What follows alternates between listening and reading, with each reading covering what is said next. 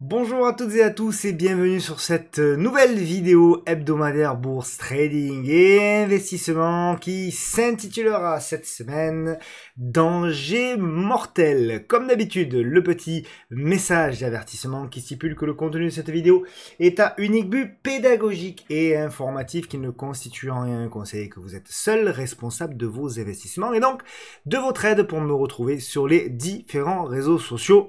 Vous avez tout qui s'affiche sur cette page. Pensez toujours à activer la clochette afin de recevoir une notification dès lors que je publie une nouvelle vidéo. Et pour celles et ceux qui veulent aller un petit peu plus loin et se former, vous avez deux options. La gratuite, puisque vous pouvez vous former directement sur le site dans l'espace membre. Il y a des modules de formation qui sont accessibles, que je vais d'ailleurs enrichir grandement sur le mois d'août. Le mois d'août, c'est dans ma to-do.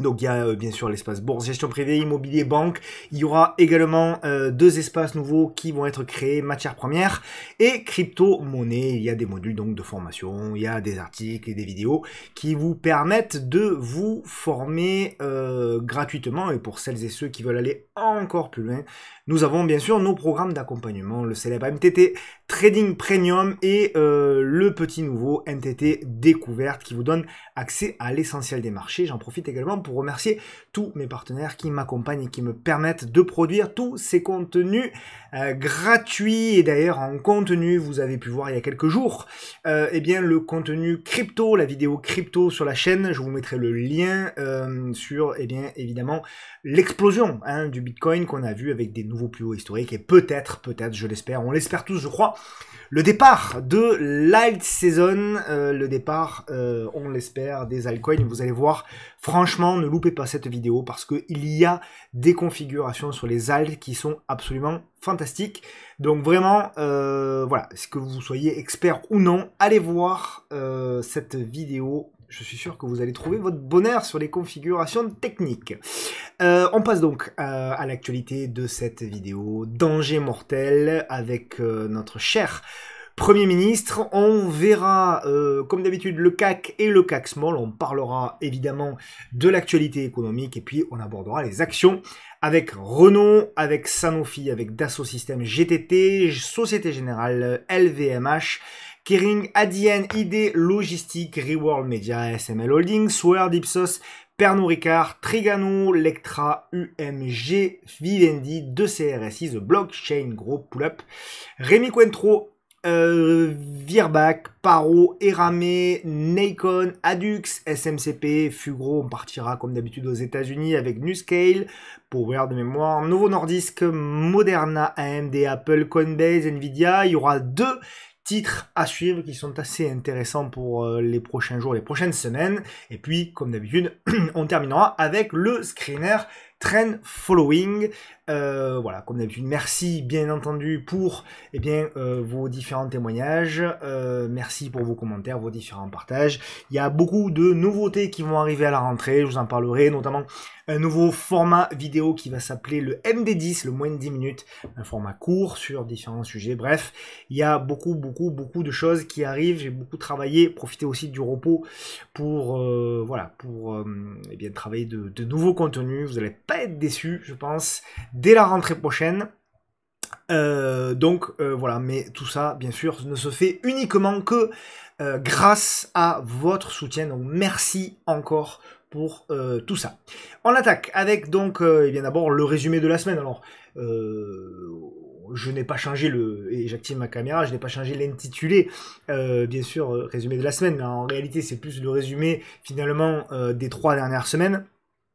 Eh bien d'abord, le résumé des 3 dernières semaines, ça a été la conclusion de ce mois de juin, un mois de juin qui a été, on va dire, coup-ci, coup-ça, un mois de juin, on va dire, relativement flat sur le CAC 40, qui a réalisé une performance de moins 1,1%, et les small caps qui, elles, hop, d'ailleurs, hop, j'ai ma petite, voilà, je vais enlever, je le remettrai après, les small caps qui, elles, ont continué de surperformer à plus 6,7%. Donc les performances depuis le 1er janvier également, donc on a toujours cette surperformance en effet eh bien, du CAC Small par rapport au CAC 40. On a eu un mois de juin avec également plus de 7,8 points d'écart. Et donc la question que tout le monde se pose, c'est évidemment quelle va être la performance eh bien, du CAC et du CAC Small sur le mois de juillet, tout en sachant que en effet le mois de juillet est globalement un mois plutôt favorable et c'est toujours mon scénario privilégié, c'est-à-dire que effectivement on est quand même un mois de juillet beaucoup plus favorable sur les marchés que ça n'a été sur le mois de juin. Alors c'est vrai d'ailleurs pour les 15 premiers jours du mois. Je pense qu'on peut encore espérer, même si il y a différents éléments qui me font hésiter et j'en verrai, je vous dirai pourquoi tout à l'heure. Après, la question, évidemment, c'est de savoir quelle va être la suite, c'est-à-dire mois d'août, septembre et octobre. Ma théorie, mon scénario privilégié, mais il faudra que ce soit validé bien évidemment par les graphiques, c'est que ce sera beaucoup plus compliqué. Pour différentes raisons qu'on là aussi on dévoilera, je vous dévoilerai ensuite, mais effectivement je pense que voilà, on peut éventuellement avoir encore une dernière jambe sur les marchés, mais que le potentiel potentiellement justement est un petit peu réduit. Et évidemment vous le savez, je suis très attaché par la saisonnalité. La saisonnalité nous apprend que en effet le mois de juillet est plutôt pas mal sur les marchés avec quasiment 61% de mois positifs. C'est un petit peu moins vrai pour le S&P 500 sur le mois d'août qui est à que, entre guillemets, 58% de positif. Par contre, évidemment, vous le voyez sur le mois de septembre, là, en revanche, c'est toujours beaucoup plus compliqué. C'est vrai également sur le Nasdaq, qui a un mois de juillet extrêmement positif, et on le voit, les mois d'août et mois de septembre sont en général un petit peu plus hésitants lorsqu'on regarde vraiment indice par indice et qu'on a un petit peu cette pente sur la saisonnalité où on voit que juillet est plutôt très favorable. On a même début août qui est globalement favorable sur le Dow Jones. On voit la première quinzaine qui est voilà, les 10-15 premiers jours qui sont plutôt pas mal, et après voilà, minima stabilisation avant d'avoir un mois de septembre qui généralement est beaucoup plus compliqué, un mois d'octobre également plus compliqué, et enfin c'est ce que nous apprend la saisonnalité, novembre et décembre qui sont plus favorables. C'est vrai également pour le Nasdaq dans une moindre mesure, puisque effectivement le Nasdaq a été quand même beaucoup plus résilient, mais on le voit quand même, voilà, le mois d'août, le début août peut être éventuellement plutôt correct, mais après c'est beaucoup plus compliqué, et septembre là aussi n'échappe pas à la règle de la saisonnalité avant d'avoir une fin d'année beaucoup plus favorable. C'est vrai également bien sûr pour le DAX, l'indice allemand, qui là aussi juillet est plutôt pas mal, et où on voit que le mois d'août est plus complexe jusqu'à trouver un point bas en général fin septembre, pardon, début octobre. Notre CACU, le CAC 40, c'est vrai également, il est un tout petit peu plus différent en termes de comportement, et eh bien le mois de juillet, voilà, lui est un petit peu plus difficile avec un gros pic, souvent très étonnant avant le départ des vacances, et donc sur la fin du mois de juillet, et ensuite derrière c'est extrêmement complexe sur août, septembre et la première quinzaine du mois d'octobre. Donc est-ce que 2025 sera totalement différent? Évidemment, c'est possible, ce ne sont que des statistiques, mais je préfère m'appuyer sur ce modèle-là, confirmé par les graphiques, plutôt que d'essayer de vouloir être contrarien. Donc on va pour le moment rester sur ce modèle-là. Alors tout ceci, bien évidemment, va être aussi guidé par la macro, on y viendra, mais va être évidemment guidé également par les publications. Et en parlant de publications, vous le savez, la deuxième quinzaine de juillet, donc à partir de la semaine prochaine, on l'a déjà eu un petit peu, il va y en avoir énormément. 123 publications sur l'avant-dernière semaine du mois de juillet, 155 sur la dernière, sur le cumul France, Belgique, Pays-Bas.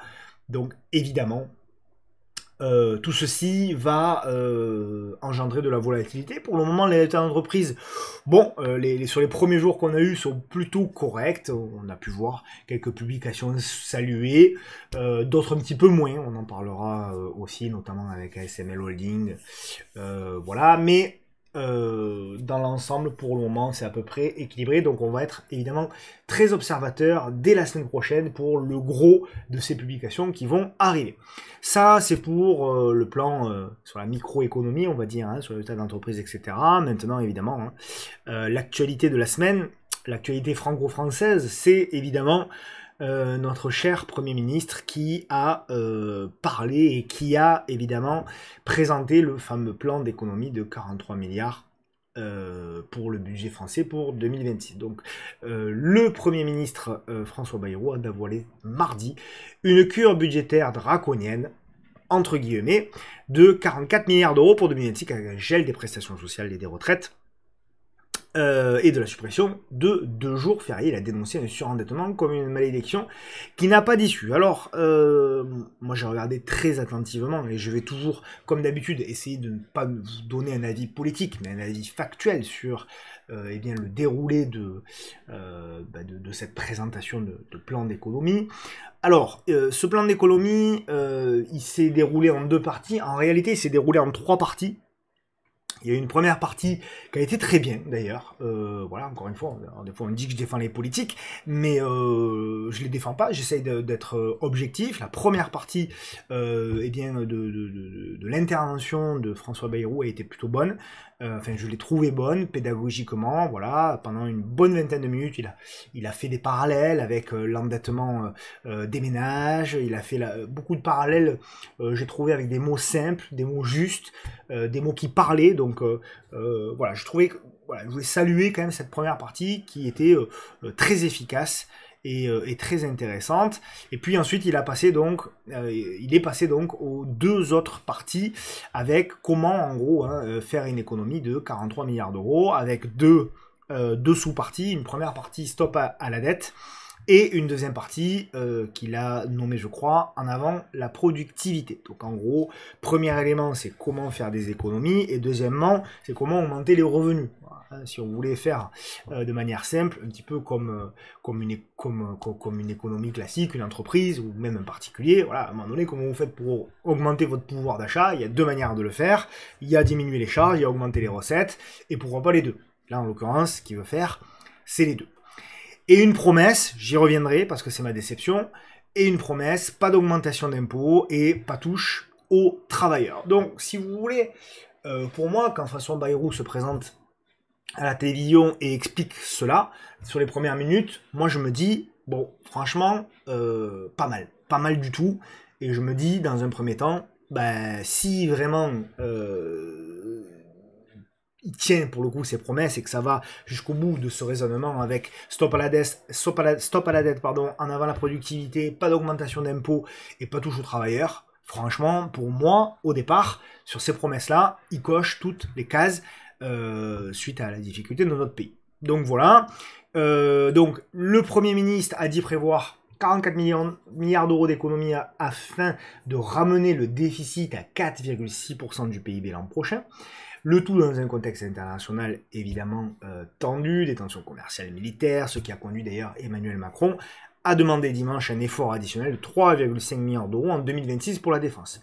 3,5 milliards d'euros en 2026 et la même chose, je crois, ou 3 milliards en 2027, ce qui fait en gros entre 7 et 8 milliards d'euros pour la défense sur les 2 prochaines années. L'État, pour montrer l'exemple, c'est là où est un petit peu ma déception, va geler les dépenses en 2026. Alors quand on dit geler les dépenses, ça veut dire ne pas augmenter les dépenses, pas diminuer, mais ne pas augmenter les dépenses en 2026 par rapport à 2025. Donc l'exception de l'augmentation de la charge de la dette et des dépenses supplémentaires pour le budget des armées. Donc en gros, en fait, il dit on n'augmente pas les dépenses de l'État, sauf pour l'armée et sauf pour les charges de la dette. Donc déjà, première déception, puisqu'en fait, ce qu'on comprend, si je ne me trompe pas, ou là aussi il y a beaucoup d'incertitudes parfois, mais pour moi, du coup, il ne gèle pas les dépenses. C'est-à-dire qu'en fait, il ne dit pas on ne va pas augmenter. Il dit on va pas augmenter sauf telle et telle et telle chose. Donc en fait, il va quand même augmenter, mine de rien, le budget. Donc là, c'est un petit peu ma déception. J'aurais préféré qu'ils disent on n'augmente pas tout en sachant qu'on va augmenter les dépenses militaires et que les dépenses de la charge de la dette vont également augmenter. Et que donc on va être obligé de réduire le train de vie de l'État pour pouvoir compenser et avoir finalement pas d'augmentation au global. la première déception, si vous voulez, dans le discours de... Enfin, pour ma part, en tout cas, hein, première déception sur le discours de M. Bayrou. Donc, il a été aussi mis en place une règle de non-remplacement d'un fonctionnaire sur 3 partant à la retraite, tandis que 5,3 milliards d'économies sont demandées aux collectivités locales. Bon, voilà, rien de plus à dire par rapport à ça. 2 jours fériés en moins, alors évidemment... Il agite évidemment un drapeau qui est important et intéressant. Donc je vais y revenir là-dessus puisque le Premier ministre a prévenu que tout le monde devra participer à l'effort, blablabla, dans cet esprit. Il a proposé la suppression de 2 jours fériés, peu importe lesquels. Il a parlé du lundi de Pâques et du 8 mai, mais peu importe. Certains y verront une mesure un peu... comment dirais-je voilà, allant un petit peu contre les habitudes franco-françaises, mais enfin bon, peu importe, les traditions, mais bon, voilà, je rentre pas dans ces considérations-là, considérant que M. Bayrou n'a pas voulu, voilà, il n'y a pas eu d'idée derrière ces jours choisis potentiels. Parmi les mesures annoncées figure également un gel du barème des impôts, des prestations sociales et des retraites en 2026 afin de contenir la progression des dépenses à hauteur de 7 milliards d'euros. Donc la première déception. Grande déception. Pourquoi? Parce que M. Bayrou commence la présentation, encore une fois, rappelez-vous, de ce plan en disant il y a 2 choses qu'on ne va pas toucher dans ce plan-là. C'est 1, pas d'augmentation d'impôts. 2, on ne touche pas aux travailleurs. Eh bien, je vais vous apprendre, et M. Bayrou certainement le sait très bien, et il veut certainement prendre les gens un petit peu pour des idiots, en gelant le barème de l'impôt sur le revenu, ça veut dire que vous allez augmenter les impôts. Pourquoi? Parce que, et je vous le souhaite, en général, eh bien, la grille des salaires fait que votre salaire augmente pour venir à minima compenser l'inflation, plus si votre patron est généreux et qu'il estime que vous avez bien travaillé, et que, de ce fait, si vous gelez le barème, que vous n'augmentez pas le barème par rapport à l'inflation et le coût de la vie, eh bien, ça veut dire que eh bien, vous allez potentiellement, pour certains, dépasser effectivement des paliers du barème et potentiellement, effectivement, payer un petit peu plus d'impôts. Et d'ailleurs, alors je ne sais pas ce que ça vaut, j'ai vu le chiffre passer, mais apparemment, il y aurait 300 000 ménages qui ne payent pas l'impôt sur le revenu aujourd'hui, qui, à cause de ce gel du barème pendant 1 ou 2 ans, finiront donc par payer des impôts. Alors moi, je ne suis pas contre le fait que tout le monde paye à minima des impôts, mais en tout cas, ce que je veux dire, c'est que quand M. Bayrou annonce qu'il n'y aura pas d'augmentation des impôts, il ment, tout simplement. En gelant le barème de l'impôt sur le revenu, c'est un mensonge, les impôts vont augmenter, et évidemment vont augmenter également pour les travailleurs, mais à la limite, j'allais dire, un peu pour tout le monde. Premier élément, donc, ça, effectivement, ça me gêne un petit peu. Cette mesure me gêne un petit peu par rapport à ça. C'est-à-dire qu'en fait, on va encore faire payer plus d'impôts. L'État se fixe comme première règle ne pas dépenser davantage à l'euro près en 2026 qu'en 2025, à l'exception, encore une fois, du charge de la dette et des dépenses supplémentaires. Donc, il va demander en fait des impôts supplémentaires aux Français, mais pas de baisse. Voilà, juste, on change rien pour l'État, mais pas de baisse. Le Premier ministre souhaite également ouvrir un nouveau chantier sur l'assurance chômage, qu'il estime en partie responsable du manque d'offres d'emploi. Je rappelle toutefois au Premier ministre que l'assurance chômage est une assurance, d'accord, c'est une cotisation, donc il y a peut-être certainement même des choses à revoir, mais en attendant, pour le coup, c'est une prestation qui est quand même cotisée. Contrairement à d'autres. Donc voilà, là aussi, et sachant que l'assurance chômage a quand même été déjà retouchée. Bon, ça, à la limite, je pense quand même qu'il y a quand même des choses également sur l'assurance chômage à toucher. Pourquoi pas, mais voilà, pour le coup, c'est peut-être pas la priorité. Et donc, je suis allé un peu vite. Il y a une deuxième chose qui me gêne aussi, c'est que pour le coup, je reviens sur les jours fériés, quand le Premier ministre dit en préambule que, encore une fois, il ne va pas toucher aux travailleurs, ben, quand on touche 2 jours fériés, pour le coup, on touche les travailleurs. Puisque quelqu'un qui ne travaille pas, un jour férié, à enlever, il s'en fiche. Quelqu'un qui est à la retraite, un jour férié, il s'en fiche. Quelqu'un qui est au chômage, un jour férié, il s'en fiche. Quelqu'un qui touche le RSA, un jour férié à enlever, il s'en fiche. Donc finalement, eh bien, là, je dis pas qu'il faut pas enlever des jours fériés. Encore une fois, je pense que il y a des choses à faire sur les jours fériés aussi. Mais ce qui me gêne en fait, c'est que là pour le coup, il va encore taper sur le travailleur sans contrepartie. J'aurais aimé à la limite, à titre personnel, que le Premier ministre dise voilà, on va enlever 1 ou 2 jours fériés. Par contre, eh bien, ces jours fériés-là, on va je sais pas, d'une bêtise, on va pas, ils seront pas déclarables à l'impôt sur le revenu. Voilà, en contrepartie, on va faire un geste et il y aura pas, on percevra pas d'impôt sur ces 2 jours travaillés-là. Voilà, j'aurais aimé en fait. C'est là un petit peu où je reste un petit peu sur ma faim avec les annonces de M. Bayrou. C'est que je trouve que en fait, il a fait Jean-Michel à peu près. Voilà, Jean-Michel à peu près, et surtout Jean-Michel pas totalement. Donc ça me gêne un petit peu, je comprends l'idée, il y a des choses, pourquoi pas, il y a des choses à gratter, etc. Mais j'aurais aimé qu'il aille plus loin. J'aurais aimé que, voilà, ils disent on va travailler plus, en contrepartie on va baisser les impôts sur telle et telle chose, pour que ça motive les gens à travailler, etc. Parce que moi je suis persuadé que de toute façon il faut remettre le pays au travail. Hein. C'est une des principales choses à faire dans ce pays, remettre le pays au travail, et remettre la valeur travail en haut de la pile. Mais pour ça, c'est insuffisant. Je veux dire, tu peux pas motiver les gens à travailler plus en leur disant on va supprimer 2 jours fériés. Non, pas possible. Donc voilà, il manque la carotte en fait. Il manque la carotte et je trouve ça extrêmement dommage. Donc, on verra, puisqu'effectivement, il va y avoir des débats, il va y avoir plein de choses, etc. Mais pour moi, ça passera pas. Ça passera pas, et s'il y a des concessions à faire par le Premier ministre, ça voudra dire quelque part que la dette va continuer à augmenter. Parce que là, c'est juste pour stabiliser la dette. En faisant tout ça, il stabiliserait soi-disant juste la dette. Sans événements supplémentaires en plus. Hein. Donc pour moi, la problématique c'est ça va pas se passer. Si il veut pas se faire censurer, il va devoir négocier. Et s'il négocie, tout ça va être revu au rabais, donc il y aura aucun effet. Donc pour moi, on est dans une impasse. En gros, l'impasse elle est assez simple. C'est soit il est censuré, soit c'est le FMI qui va arriver. Et donc je pense très sincèrement que, tout en sachant que les agences de notation vont délivrer leur verdict, il y a 3 agences de notation principales qui vont arriver de mémoire mi-septembre, mi-octobre et début novembre, je crois que c'est ça, quelque chose comme ça.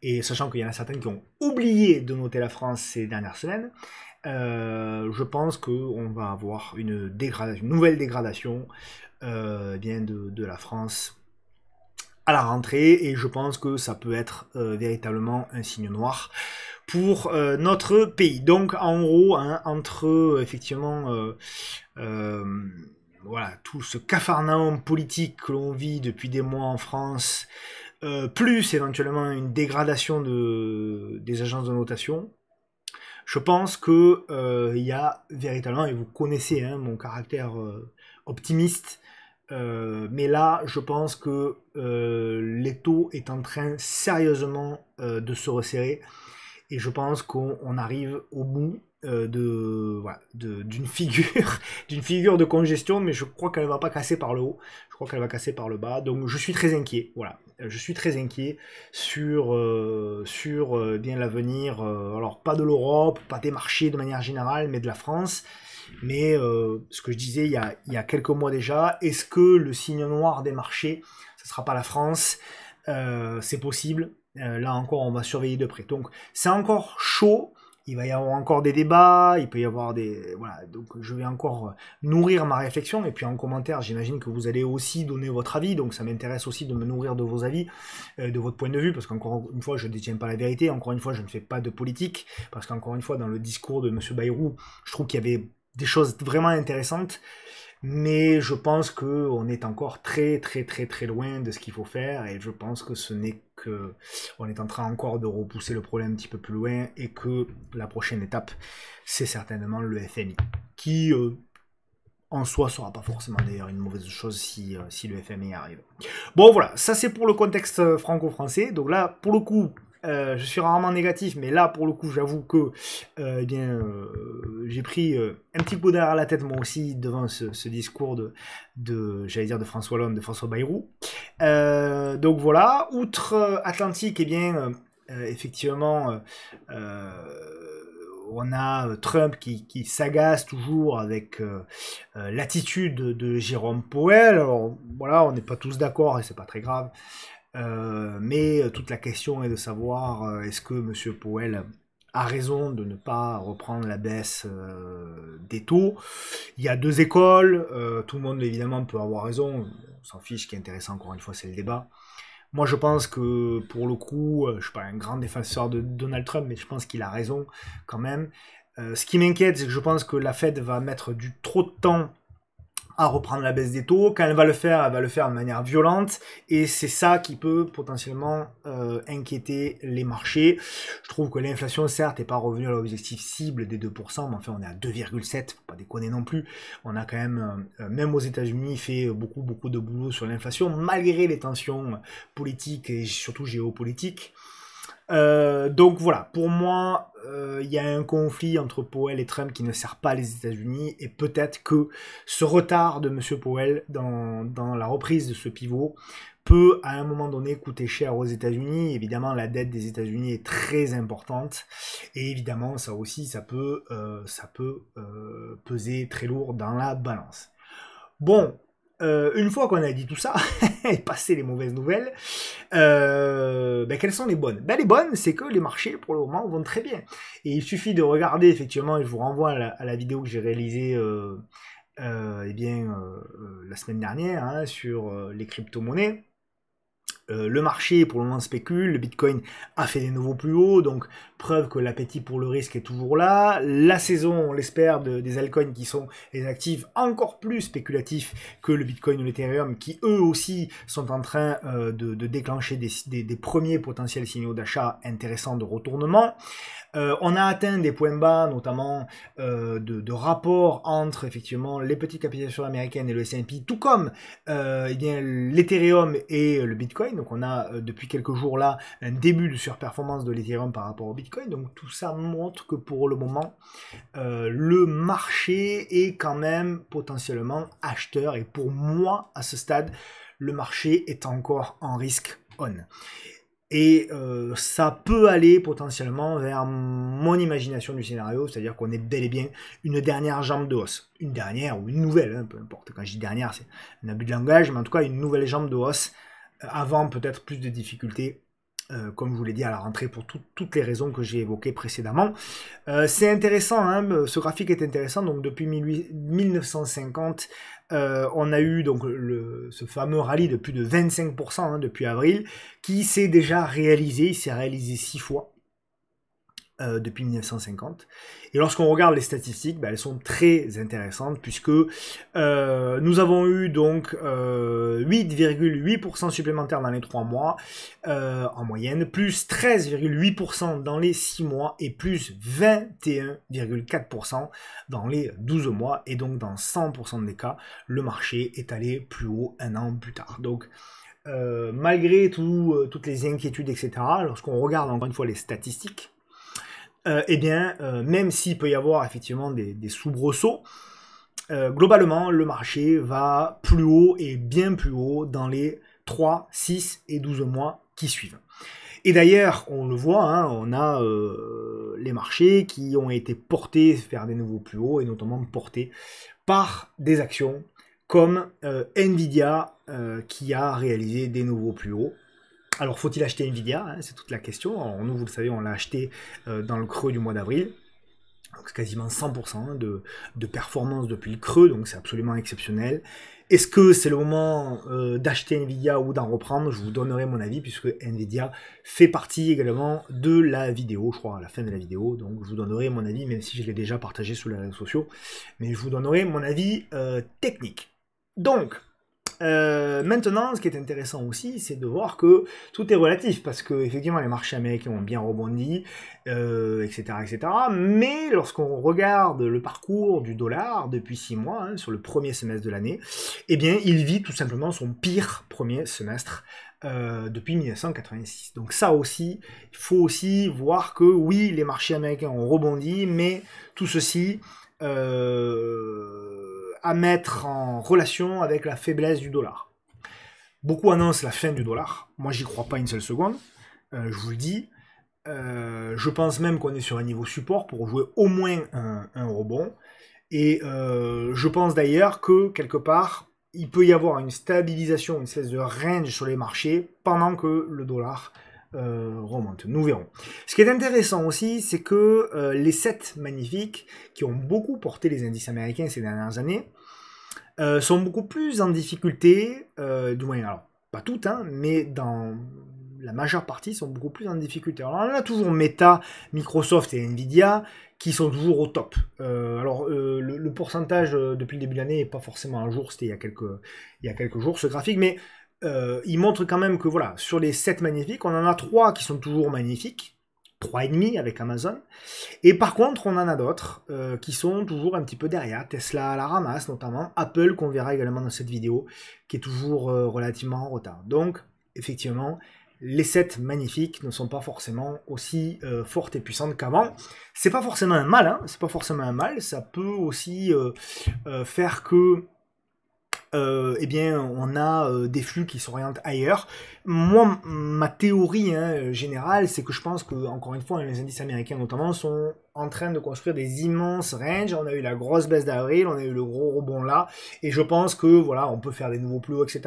par-ci par-là, mais globalement, je pense qu'on est en train de digérer les dernières années et que le marché va retrouver quelque chose sur lequel on a beaucoup tapé ces dernières années, c'est-à-dire le stock picking. Et je pense que désormais, d'ailleurs, regardez la performance des fonds, notamment small cap, notamment françaises, depuis le début de l'année. Les fonds qu'on a beaucoup tapé dessus en disant oui, ils sous-performent, etc. Allez voir la performance des fonds sur le premier semestre. Ils ont fait des performances absolument remarquables de 20, 25, 30% pour certains en un semestre. Donc je pense que c'est que le début et je pense que le stock picking va surperformer, va continuer en réalité de surperformer ces prochains mois. Et pourquoi pas ces prochaines années. Donc évidemment, on est très contents, nous, petits investisseurs, parce que probablement qu'on aura des flux plus prometteurs. Et d'ailleurs, vous l'avez vu ces dernières semaines, sur la newsletter, on a présenté pas mal d'actions. J'en présenterai encore d'autres avec... donc on a fait un dossier spécial, vous avez vu, avec Air Liquide, mais il y a plein d'autres actions qui vont arriver. Je prépare notamment un nouveau format également sur la newsletter, plus de 5500 personnes en 8 mois qui nous ont rejoints, ou en 7 mois qui nous ont rejoints, donc c'est absolument exceptionnel, merci beaucoup, c'est une vraie réussite cette newsletter qui est gratuite, on ne fait pas payer d'abonnement sur cette newsletter, donc elle est gratuite, n'hésitez pas à la rejoindre, vous avez accès notamment au suivi du portefeuille Forteresse que vous pouvez répliquer et qui vous permet donc de traverser les périodes et les crises économiques, bien sûr une fois par mois. Et je remercie d'ailleurs tous nos partenaires de venir écrire pour la lettre institutionnelle qui a lieu donc et qui aura lieu d'ailleurs, qui va arriver je pense la semaine prochaine. Donc si vous voulez la recevoir, le dernier rapport ça faisait 52 pages, 52 pages de rapport institutionnel et tout ça évidemment c'est gratuit. On passe, si vous le voulez bien, mes chers amis, à eh bien l'analyse. L'analyse d'abord du CAC. Qu'est-ce qui s'est passé pour le CAC pendant les vacances? Pas grand-chose. Pas grand-chose. Donc, on va faire d'abord, on va tout reprendre. On va faire d'abord l'analyse long terme. Donc, au moment où on se parle, alors le mois n'est pas terminé, évidemment. Le mois de juillet n'est pas terminé. On est au milieu du mois, mais pour le moment... Eh bien, le CAC 40 évolue au-dessus de sa moyenne mobile à 10 mois qui est haussière. Il évolue également au-dessus, très légèrement, de sa moyenne mobile à 10 semaines qui est haussière. Donc, tendance de moyen terme, elle est haussière. Et la tendance de court terme, eh bien, on est... Alors, on va voir à la clôture du jour, mais on est repassé au moment où on se parle. En tout cas, on repasse au-dessus de la moyenne mobile. Donc, pour le moment, il n'y a pas grand-chose à craindre. On avait cette figure... Hop là, je vais effacer, voilà. On avait pour moi cette figure qui était une figure, donc on a eu le push, figure ici de continuation, on a cassé par le haut, on est venu chercher le premier objectif, on a fait un repli, petit pullback, et donc désormais, alors évidemment, hein, il est clair et net que pour moi les chiffres, les publications d'entreprise vont très certainement donner aussi une nouvelle direction, mais voilà, on a peut-être ici la construction d'une petite figure avant, je l'espère, une cassure par le haut. Tout ça pour moi est invalidé à partir du moment où on repasse à moyen terme sous les 7600 points. Pour moi c'est un peu, voilà, lorsqu'on reprend un petit peu prenez le milieu de la figure là, voilà, donc si on repasse sous les 7600 points, pour moi on invalide potentiellement le mouvement de moyen terme haussier, mais pour moi, encore une fois, tant qu'on est là à moyen terme, eh bien, les probabilités qu'on casse par le haut sont légèrement supérieures. Voilà, maintenant il va falloir le valider, il va falloir des bons résultats d'entreprise, il ne va pas falloir de mauvaises surprises au niveau géopolitique, mais pour le moment, ça tient, voilà, ça construit, ça tient, et on va voir éventuellement si on a un petit signal de reprise ou non. Au niveau des small, ça a été très résilient, hein, très résilient. Les small caps qui rebondissent de 0,82%. On a fait petite alerte hier, appui sur M10, on reprend. Petite réduction de volatilité qui est plutôt pas mal si on est honnête. Donc voilà, pour le moment, petit signal d'alerte hier, mais on se reprend aujourd'hui. Et éventuellement, voilà, des petites pêches hautes. Les volumes également qui sont en ralentissement. Donc tout porte à croire quand même qu'il y a un nouveau mouvement qui est en train de se préparer, pourquoi pas, encore une cassure par le haut pour rejoindre la tendance de fond qui est globalement haussière pour le CAC Small. Alors, on attaque désormais avec les actions, avec du Renault. Donc Renault, on est arrivé sur la fameuse zone qu'on attendait depuis bien longtemps déjà, je vous la mets en hebdo, voilà, ça fait longtemps qu'on attendait cette zone-là. Hop! Voilà, donc on est pile sur la zone, alors on peut aller même gratter un petit peu plus, il y a un petit support là, aux alentours des 31, mais grosso modo, voilà, toute cette zone, c'est une zone, alors si vous êtes intéressé par Renault, hein, je ne suis pas grand fan moi, du titre, mais si vous êtes intéressé par Renault, toute cette zone pour moi est une première zone potentielle d'accumulation, il y en a une deuxième qui est très grosse, qui est ici, donc entre les 21 et les 24,5, 25, qui peut être une deuxième zone. Donc ça c'est pour les investisseurs, pour les traders, pour le moment pour moi. Il n'y a pas grand chose de plus à faire. Sanofi, elle, alors donc ça peut faire office de valeur défensive. Donc Sanofi, elle est pour moi toujours dans un immense... Est-ce que je peux la mettre en mensuel peut-être? Ouais, voilà. En mensuel elle est encore plus propre. Donc on est, si vous voulez pour moi, voilà, dans un immense biseau ascendant. Et donc effectivement, voilà, on le voit, hein, toutes ces zones-là sont en général des zones qui peuvent être intéressantes pour éventuellement accumuler un petit peu de Sanofi si le titre vous intéresse. Donc vous avez toute la zone ici située entre la moyenne mobile à 200 mois qui a fait support ici, support ici, support ici, support ici. Donc toute cette zone entre les 76 et les 80 qui peut être une première zone d'accumulation. Lorsqu'on parle d'accumulation, il faut toujours avoir deux zones avec un renfort potentiel. Le renfort potentiel, à mon sens, sera là, voilà, aux alentours des 58 jusqu'à 62 euros, peut être une deuxième zone. Donc pour les investisseurs qui veulent avoir un petit peu de Sanofi, voilà les deux zones qui peuvent être intéressantes pour vous. Dassault Systèmes, il ne s'est pas passé grand-chose, Dassault Systèmes, à ceci près qu'on a eu quand même une petite réaction, on va le voir lorsque je vais zoomer dans l'unité de temps journalière, mais on est toujours dans la zone d'accumulation, donc c'est plutôt pas mal, on a cassé une petite oblique, voilà, je zoome un petit peu en journalier, on a cassé une petite oblique, paf, on a fait une belle mèche-haute, on a fait le pullback, et on tente la relance. Donc voilà, je ne vais pas dire que c'est gagné encore, mais je trouve que c'est quand même plutôt pas mal. Donc c'est intéressant. Et là, tant qu'on tient la zone des 31 € sur Dassault Systèmes, eh bien écoutez, l'objectif c'est de revenir déjà dans un premier temps aux alentours des 32,75 et pourquoi pas aller chercher le retour sur moyenne mobile à 200 jours, plus les plus hauts ici, voilà, aux alentours des 34,5, ce serait déjà pas mal. Donc plutôt encourageant quand même pour Dassault Systèmes. GTT, il n'y a rien à dire, c'est ferme, c'est très ferme même, mais voilà, moi, alors pour le moment, ça fait bien 2 ou 3 mois que je vous dis que pour moi, faut être vigilant, il faut être prudent sur GTT. Pour le moment, j'ai tort, point à la ligne, il n'y a pas grand chose à dire. Mais voilà, moi à ce stade, je trouve qu'on est en excès haussier sur GTT, même en termes de valo, etc. Je trouve que c'est un peu, voilà, tout le monde en parle, etc.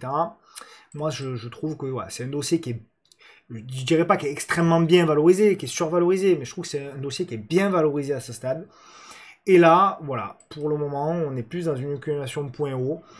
Et je ne suis pas acheteur pour du long terme sur ces niveaux-là. Et je peux me tromper sans aucun problème. Ce ne sera pas la première fois et ce ne sera surtout pas la dernière. Mais je ne suis pas acheteur. Voilà. Pour autant, il n'y a rien à dire. C'est ferme. On tient très bien. Il y a même pour le moment une accumulation, une congestion qui est en train de se former. Et si elle casse par le haut, on aura à nouveau une relance. Donc voilà, pour du swing, pourquoi pas tenter des petits mouvements, mais voilà, pour de l'achat long terme, là-dessus, je ne suis pas acheteur. Société Générale, je ne change pas mon analyse, elle n'a pas changé, on est dans la zone que j'attendais depuis longtemps, qui est pour moi une zone de résistance. Voilà, alors, voilà, il y a certains qui disent qu'il fallait vendre ici, il fallait vendre là, il fallait vendre là, il fallait vendre là, voilà.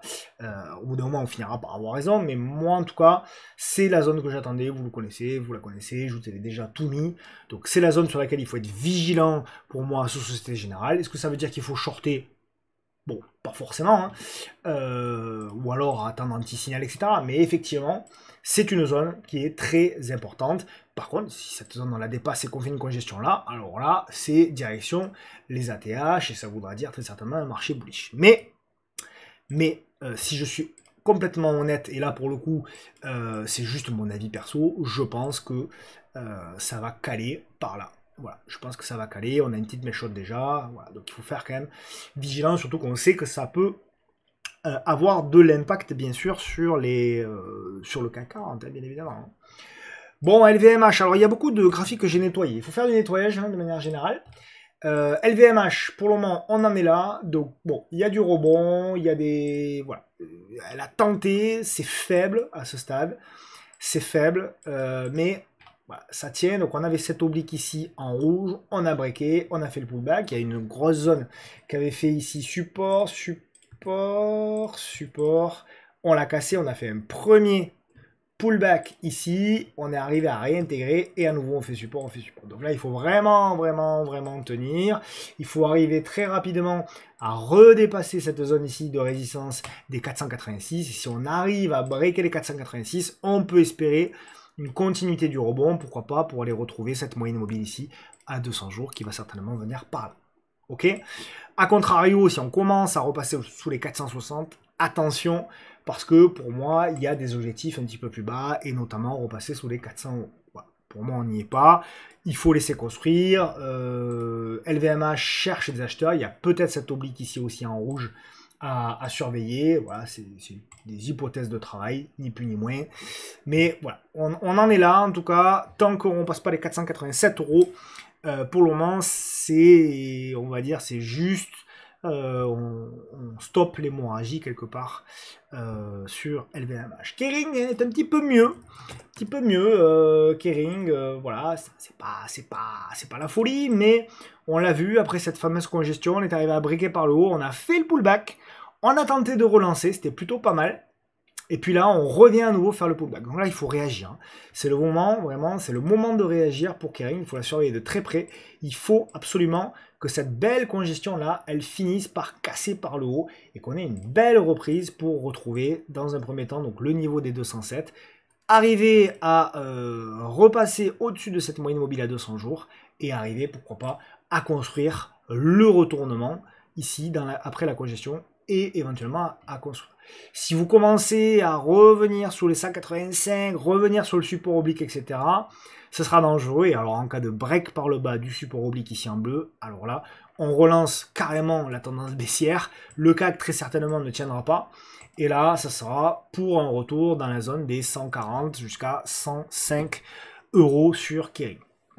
Malgré l'arrivée du très apprécié Luca De Meo. Donc voilà, on en est là, donc c'est de l'observation, mais oui, ça fait partie pour moi des valeurs à regarder de très près, Kering, parce que ça va dicter la suite, notamment, j'imagine, pour le CAC, et certainement l'ensemble même des valeurs du luxe. Bon, ADN, alors pareil, j'ai fait le ménage, hein. ADN, je la mets en mensuel, voilà. Pour moi, on en est là. C'est une grosse figure, voilà. Et on est en plein milieu de cette figure-là. Donc, vous avez une figure avec résistance, support.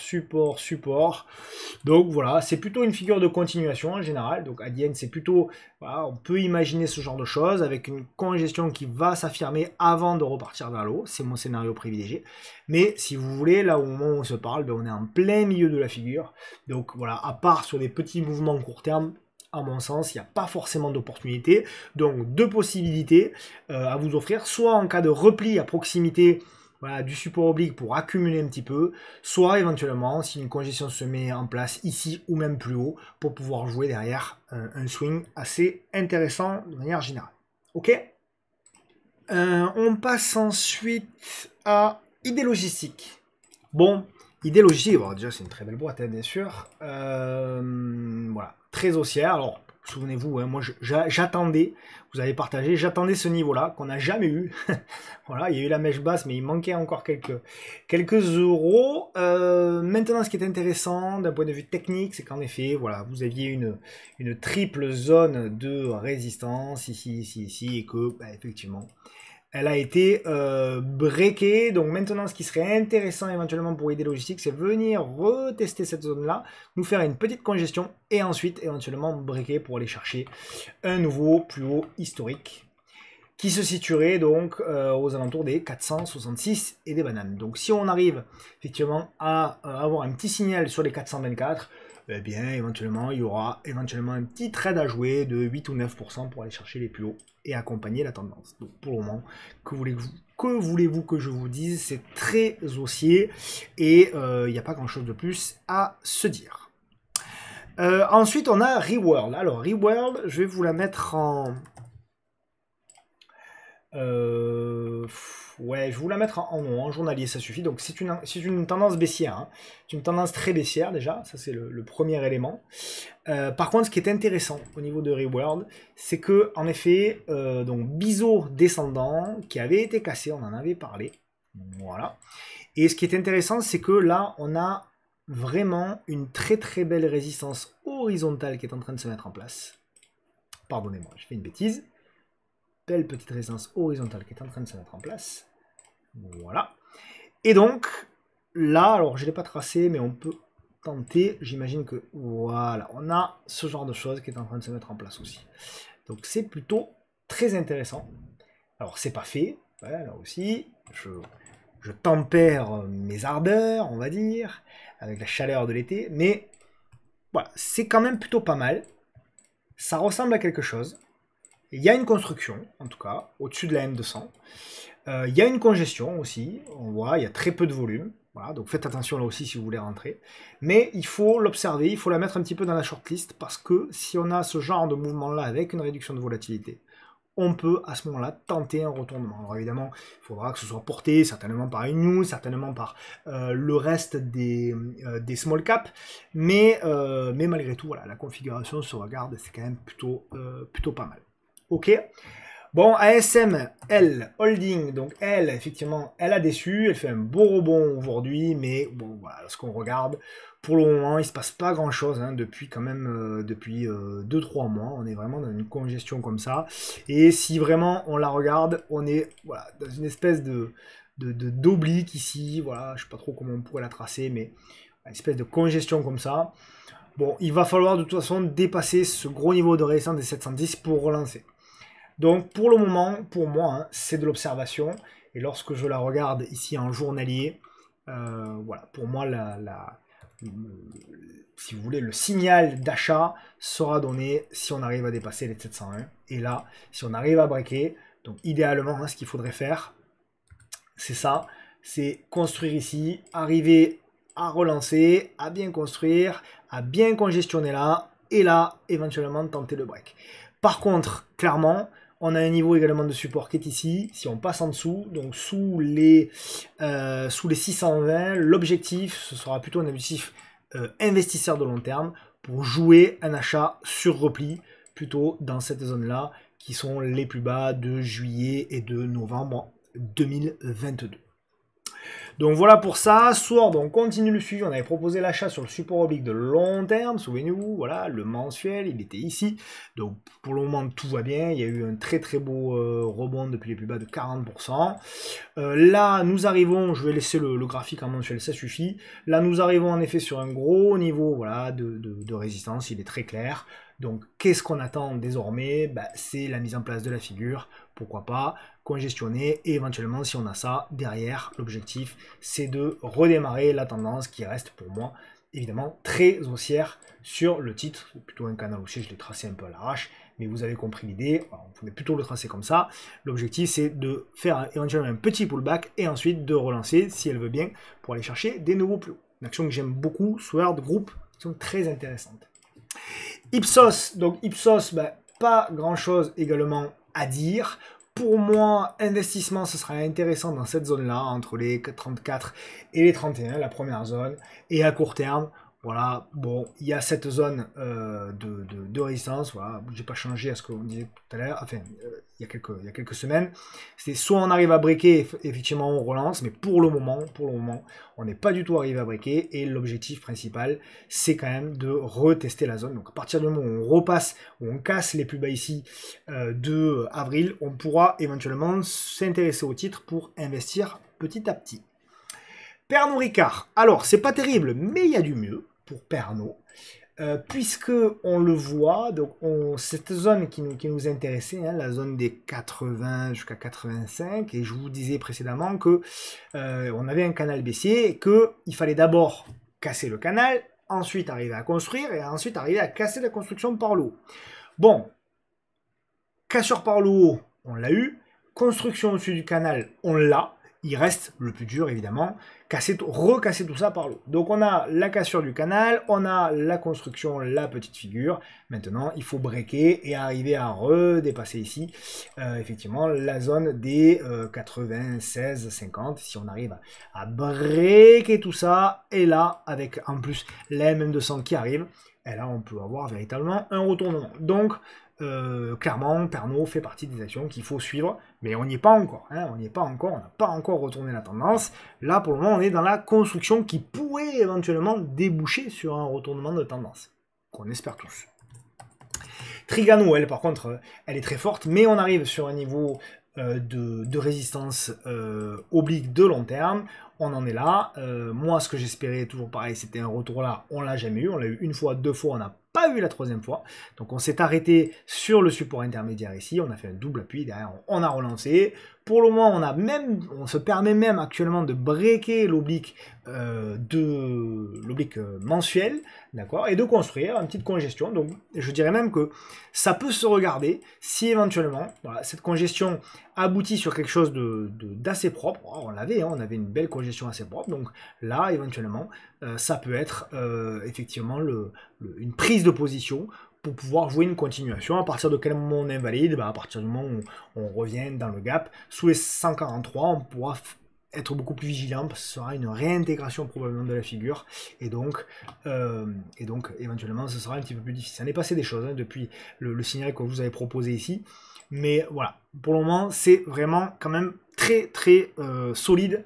Trigano, Lectra, c'est toujours en cours. Je vous ai proposé aussi de l'observation sur ce titre-là, parce que le graphique mensuel est vraiment... Pardon, le graphique hebdo, je me disais aussi, est vraiment pas mal.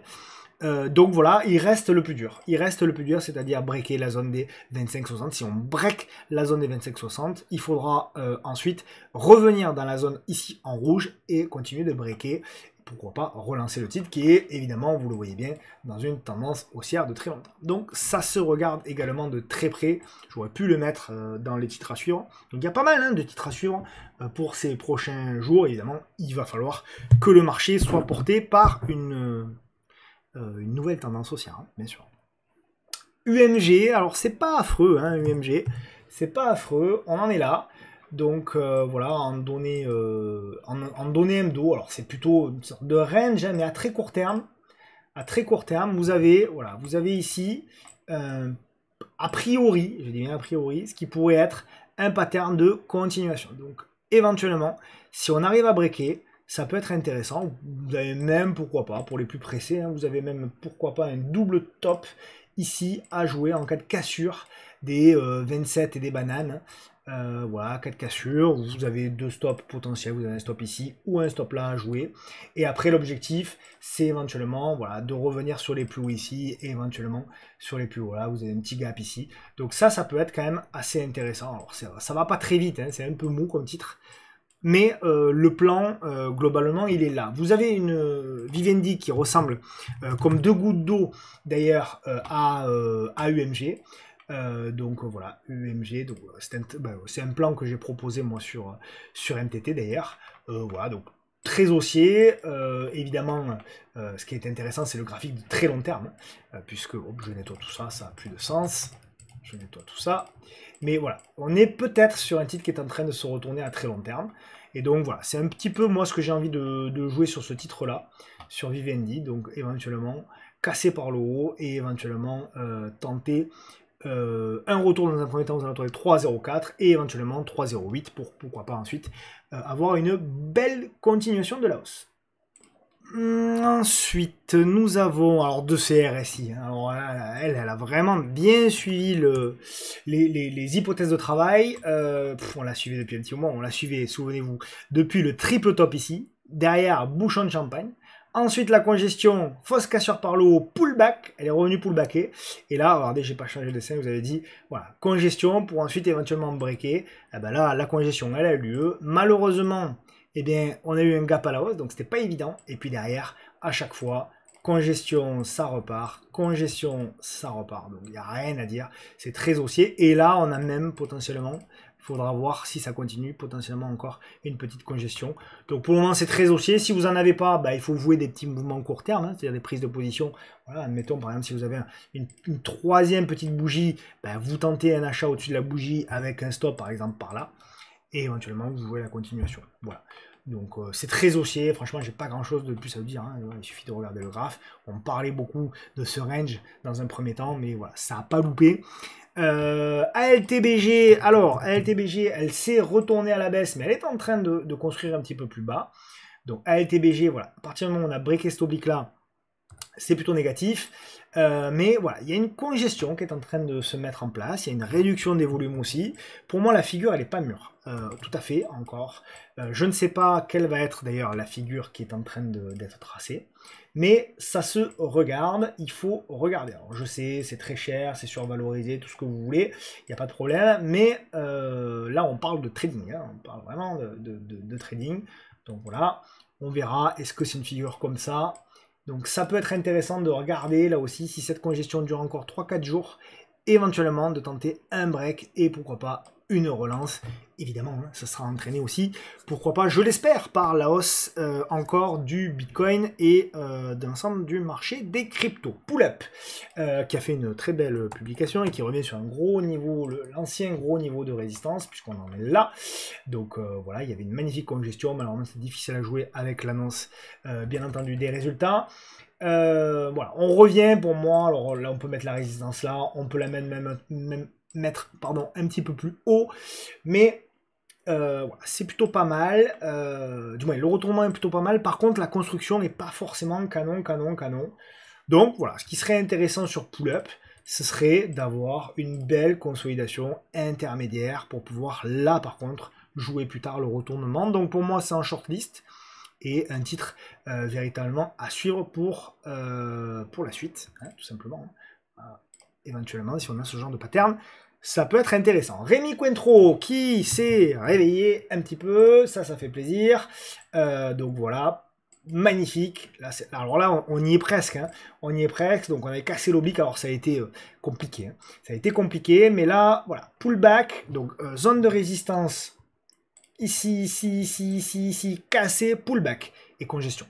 Alors là, c'est très intéressant, on est sur un moment très intéressant, et là, pour les plus agressifs d'entre vous, il y aura peut-être quelque chose à tenter sur Rémi Cointreau, avec un stop très agressif, au-dessus des 53,35 pour relancer. Alors on est au tout début, hein. Il y a le temps, on n'a même pas retourné la moyenne mobile à 200 jours, mais la configuration, je dois le dire, elle est quand même plutôt intéressante et à suivre ces prochains jours. Virbac, c'était un titre également à suivre, qui s'est bien qui est bien retourné à la hausse. On avait parlé, bien sûr, vous vous souvenez de la congestion, puisque c'est une congestion qui avait lieu à proximité de ce support oblique ici.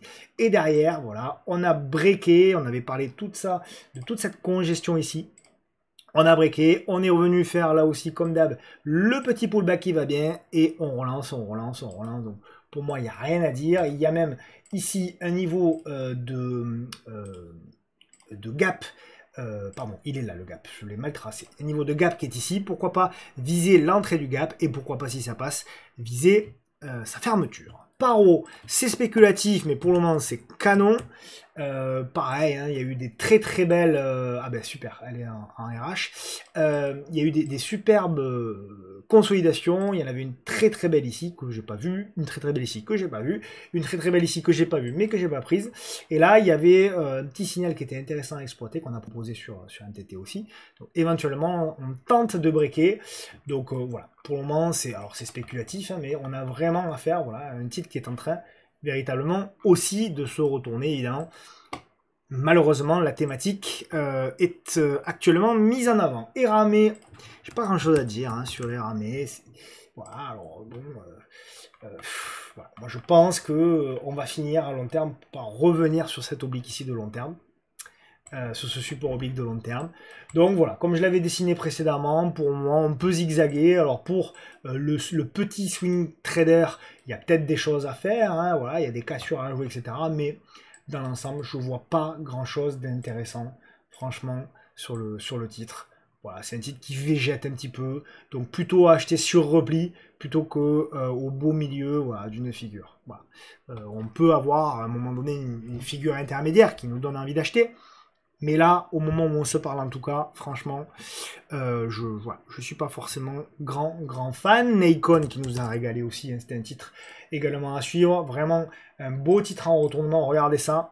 Regardez la moyenne mobile à 10 mois qui est pétée, ça c'est superbe. Regardez la moyenne mobile à 10 semaines également qui s'est réveillée sous le... Ah, vous le savez, on l'a fait l'analyse X fois. Le biseau descendant, la cassure et l'objectif, il est toujours le même. Premier TP, revenir aux alentours des 1,04. Donc pour le moment, c'est haussier point bas. Voilà, les congestions, tout le scénario a été mis à profit. Donc c'est superbe. Il y a toujours... Sébastien Bolloré qui achète, bon, il achète régulièrement. Donc pour moi, on a quand même vraiment un titre qui est en train ici de se retourner, qu'il faut continuer de suivre Nikon de très près. Alors évidemment, là, il va y avoir la saison des publications, donc faites attention à chaque fois que vous prenez un trade, de bien regarder les publications. Vous le savez, moi en swing trading, je ne joue jamais les publications. Après, chacun fait comme il veut, mais moi, je ne joue jamais les publications. Adux, c'est un petit titre également qui est intéressant, qui s'est bien retourné. Je vous le montre. Alors, à suivre, hein, Adux, grosse figure de long terme qui a été cassée ici. On a végété depuis quand même 5 ans. Et là, ben, il se passe qu'on a un petit réveil de Adux. Voilà, regardez. Voilà, on est arrivé, alors petit titre hein, encore une fois, il faut faire attention à la liquidité, mais là, voilà, on a fait résistance, on break, et là désormais je zoome en unité de temps journalière, voilà, on break, et là on a quoi? La M200 qui se retourne, et on a le pattern intermédiaire. Alors je sais pas, comme c'est pas très liquide, c'est peut-être pas toujours aussi propre que sur des patterns plus liquides, mais ça se regarde éventuellement, et si on break par le haut, on pourrait avoir une nouvelle accélération. A contrario, on casse par le bas, c'est pas mort en tout cas, mais ça voudra dire pullback dans cette zone-là, et là, on cherchera éventuellement cette congestion-là, plutôt là-dedans, pour jouer derrière aussi de la hausse. De toute façon, tant qu'on reste au-dessus de la moyenne mobile à 200 jours, globalement, il faut jouer de la hausse de moyen terme sur ce genre de titre-là. Encore une fois, je le répète, attention à la liquidité, là-dessus, voilà, là-dessus, en moyenne, vous avez 42 000 euros échangés par jour. Hein, donc voilà, c'est vraiment tous les petits portefeuilles. SMCP, magnifique, hein, ça fait régaler, ça faisait longtemps qu'on l'attendait ici. C'est le graphique mensuel qui est canon sur SMCP.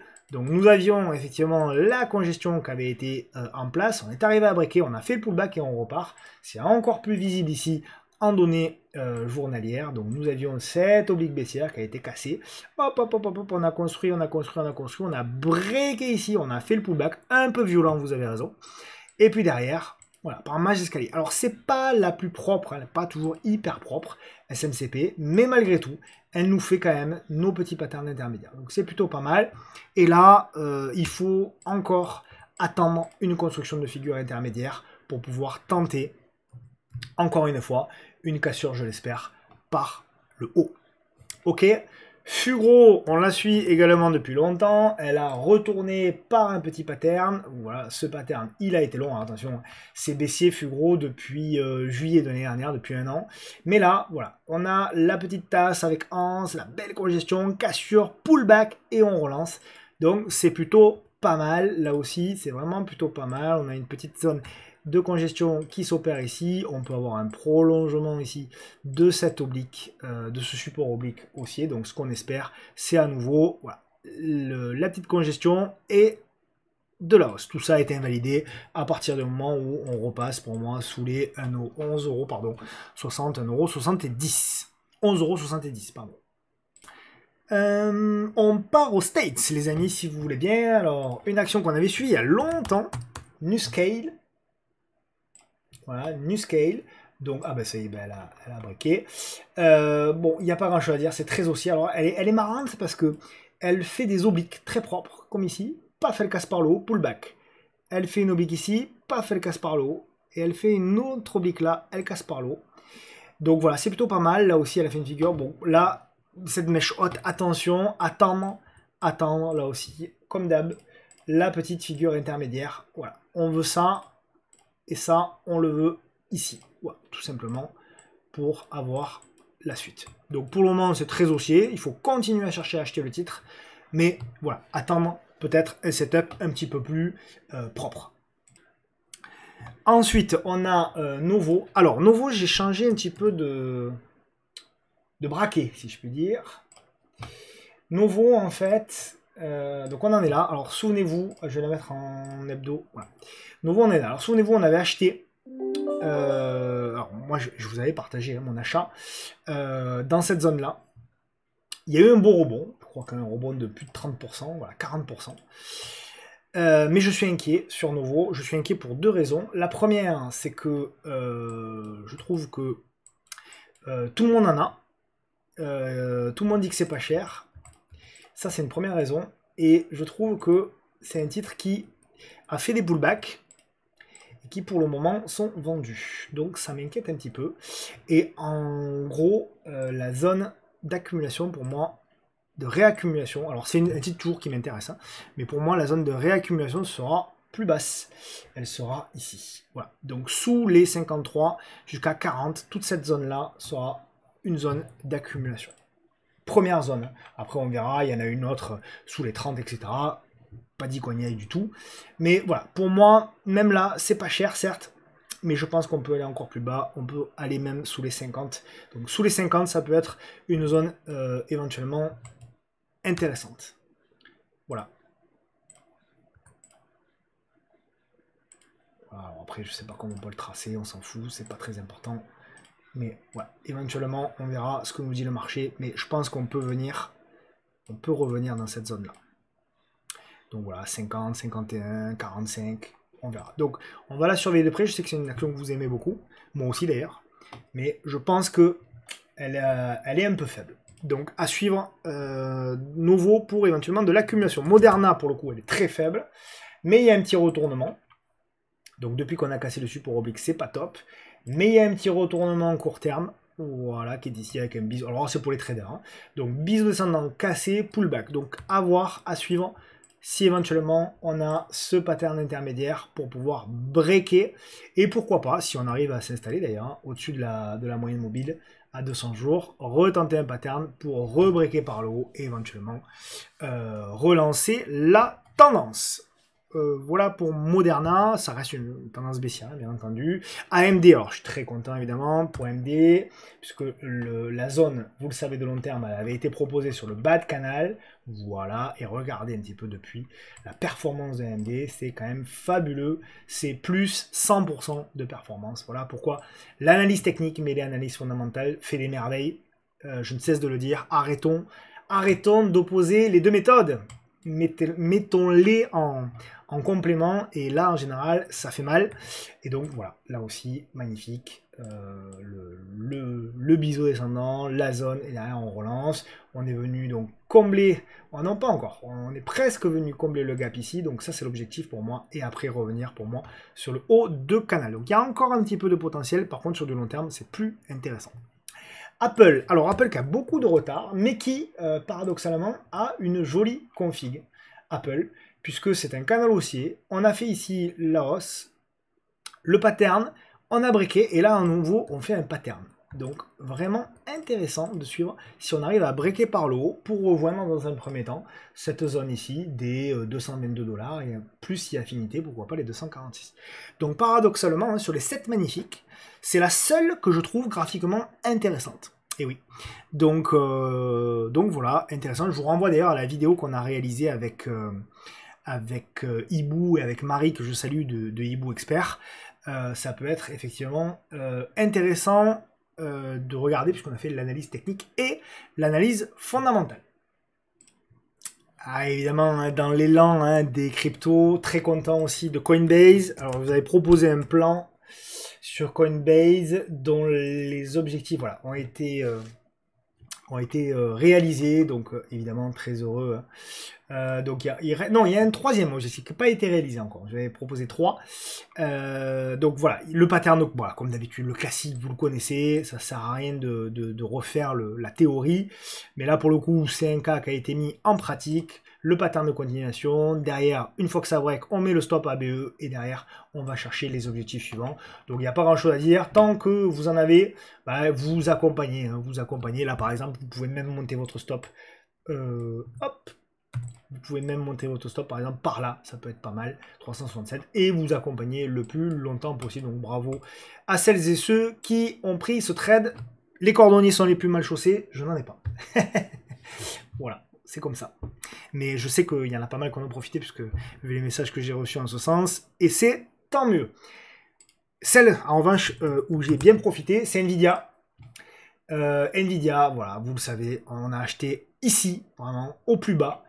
J'ai même eu moins cher, moi, vous le savez, grâce au pré-market sur Trade Republic, et en euros en plus. Pour le coup, donc voilà, canon, il n'y a rien à dire. Hein, voilà, il me reste un tiers de position. Maintenant, est-ce que c'est le moment d'acheter du Nvidia? Ma réponse, c'est non, les amis. Voilà, ma réponse, c'est non. Est-ce que c'est le moment d'acheter du Nvidia? Là, c'était le moment. Et on l'a dit, on l'a partagé sur les réseaux, sur NTT, en public, dans les vidéos, partout. Mais au même titre que je vous disais ici que c'était pas le moment, et ici que c'était pas le moment, je vous redis ici, ce n'est pas le moment. On peut continuer à monter, bien sûr, hein, pas de problème, hein, bien sûr. Hein, voilà. Mais pour moi, le ratio gain-risque, il est insuffisant. Je m'attends à quoi désormais? Je m'attends à voilà, une consolidation. Voilà. Et éventuellement derrière. Voilà ce que je m'attends.